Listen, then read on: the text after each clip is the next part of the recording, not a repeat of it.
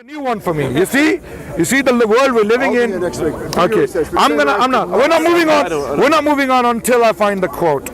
We could be here a long time. No, we're not going to be here for a long time. Okay. I'll Google it seriously, like Sam Harris. Nuclear first strike. Here, look. Let's go to the video. Then we'll freeze in the first. Sam Harris. Sam Harris. When I go home tonight,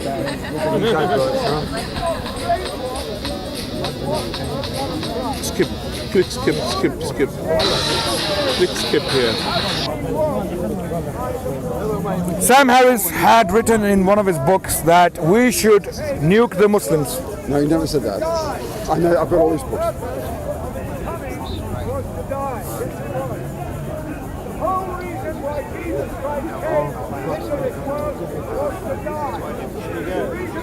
Logic.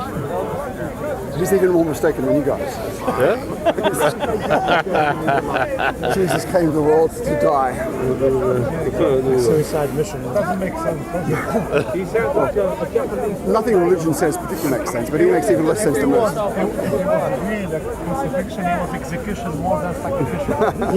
Do you have a Quran? Do you have a Quran, Rashid? Do you have a Quran? Did you read it? Oh.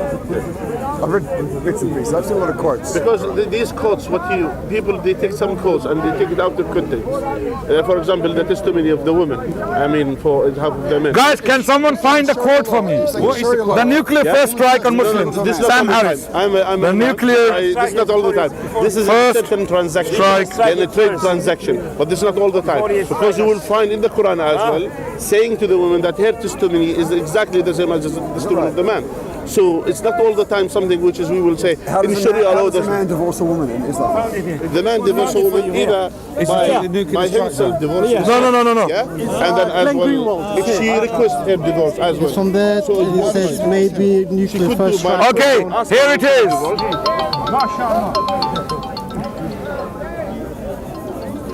It's in his book. Which book is this? End of Faith or something like that. If history is any guide, we will not be sure about where the offending warheads are or what their state of readiness is, and so we will be unable to rely on targeted conventional weapons to destroy them. In such a situation, the only thing likely to ensure our survival may be a nuclear first strike of our own. Needless to say, this would be an unthinkable crime, as it would kill tens of millions of innocent civilians in a single day. But it may be the only course of action available to us, given what Islamists believe. Yeah, Sam Harris. Man, do you know what he said on the video? He's saying Wait. Okay, wait. Ali, calm down, man. Yeah.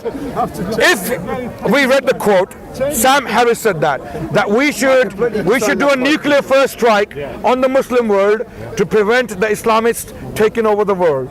Okay.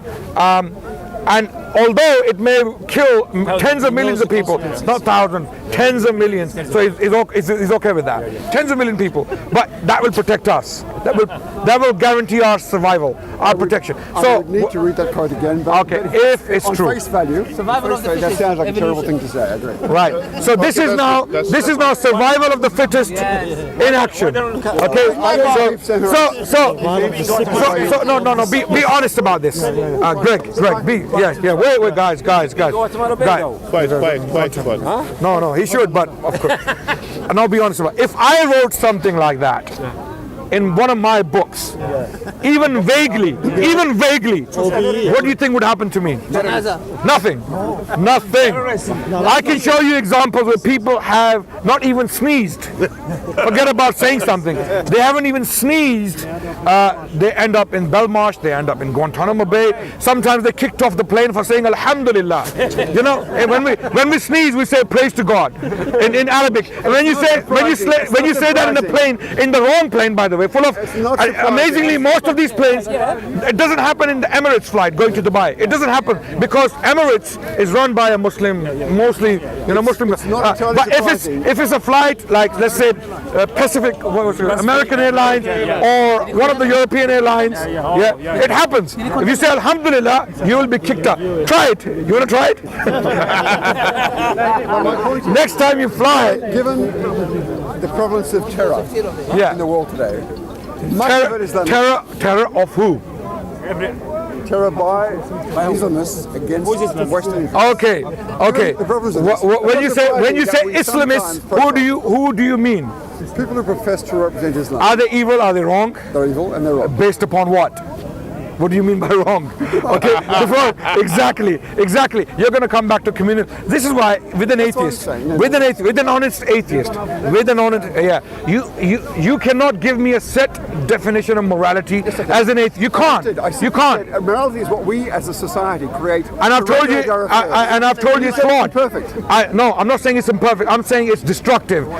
Mark my words. I'm not saying it's imperfect. That's a polite way of putting it. I'm saying it's destructive to put it as it is. If instead we throw away any concept that we are able to make our own laws and rely solely. Why don't we look at laws that work? Why don't we look at laws that work? Allegedly that come from some mythical god or creature beyond our ken. Put God aside. Put God aside for a second. Wait. Let's say God, for argument's sake, God doesn't exist. For argument's sake, we have let's say, for argument's sake, as an atheist, as an honest atheist, you want the best for humanity. I agree with that. Okay, and I would agree with that. And for that, we need to look at different legal systems in different times in different places and see which one worked the best. Put God aside for a second and see which one worked the best. Which one enabled humanity to coexist, live in peace, and make progress in due course. Okay, when we look at all of these legal systems, we come to realize throughout, let's say for the last 1,000 years, okay, when you look at the history of Islam and Muslim societies, you will see Jews there, you will see Christians there, you will see Muslims there, living side by side together, studying, teaching in universities, going to hospitals as doctors, as physicians, and they're working as philosophers. What I observe now is I see Muslims fleeing Muslim lands. What you are observing now is the doing of colonial powers. It is the doing of colonial powers. Okay, wait. Muslims. The fact that Muslims are fighting. When does our history start? Or in Syria. When does our history start? 634. Thank you very much. It starts in the 7th century. It doesn't start in the 1990s, since the bombings going off, right? Kamikazes were there before us. Tamil Tigers have been doing it for a long time. Maoist rebels in India have been doing it. FARC rebels in Colombia have been doing it. So we are not the only victims, or we're not the only culprits Most here. of the turmoil in the Middle East today is done by Muslims on other Muslims, right? Yes, the Muslims are the biggest victims of other Muslims. Wait. As you already acknowledged, our history starts in the 7th century.